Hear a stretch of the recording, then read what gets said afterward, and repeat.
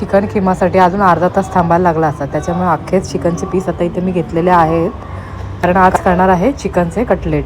त्यासाठी चिकनचे पीस घेतलेले आहेत 9 ते 10. त्याच्यामध्ये लसणाच्या पाकळ्या, आलं, मिरची, कोथिंबीर, चवीनुसार मीठ, हळद, धणा पावडर, लाल तिखट मसाला, लिंबाचा रस आणि 2 अंड्याचा फक्त व्हाईट भाग घेतलेला आहे आणि कॉर्नफ्लॉवर घालून मिक्सरला मस्त पाणी न घालता फिरवून घेतलेला आहे.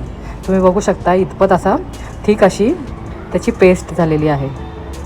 कटलेट मस्त गरमागरम तळणार आहे तोपर्यंत आहे ना आता बटर चिकन करते. पण बटर चिकन करण्यासाठी आहे ना मी आज गावठी कोंबडा आणलेला आहे आणि त्यासाठी आता मस्त आता पहिले पेस्ट करून घेतो.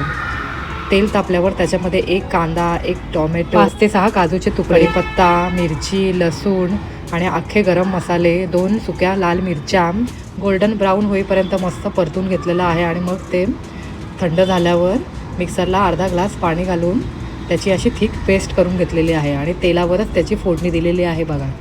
आणि त्यामध्ये 1 चमचा आलं लसूण मिरचीची पेस्ट, 1 चमचा काळं वाटण घालून मस्त तेल सुटेपर्यंत परतून घ्यायचं आहे. आणि मग त्याच्यामध्ये अर्धा चमचा हळद, अर्धा चमचा धणा पावडर, 3 चमचे आगरी लाल तिखट मसाला, बारीक चिरलेली कोथिंबीर, चवीनुसार मीठ घालून मस्त तेल सुटेपर्यंत ही ग्रेव्ही परतून घ्यायची आहे. आणि मग ज्या मिक्सरच्या भांड्यामध्ये ग्रेव्ही केलेली आहे त्यामध्येच 1 ग्लास पाणी घालून ते पाणी मी या ग्रेव्हीमध्ये घातलेलं आहे आणि परत एकदा उकळी येईपर्यंत शिजवून घेणार आहे ग्रेव्ही. मस्त बघू शकताय ग्रेव्हीला मस्त उकळी आलेली आहे.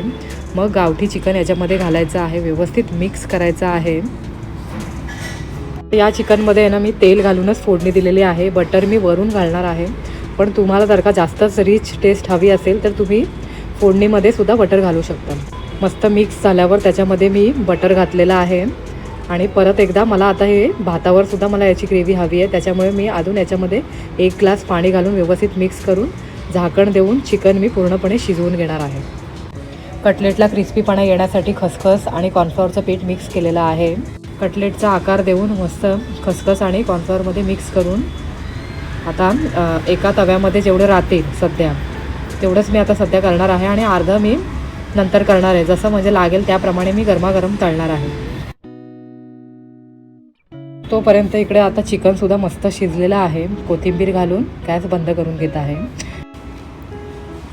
कटलेट मस्त आता तेलामध्ये शॅलो फ्राय करून घेते आहे.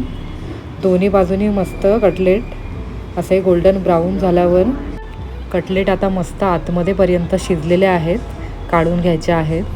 आणि कटलेटसोबत खायला ही ओला नारळ, कोथिंबीर, मिरची आणि पुदिनाची चटणी आहे.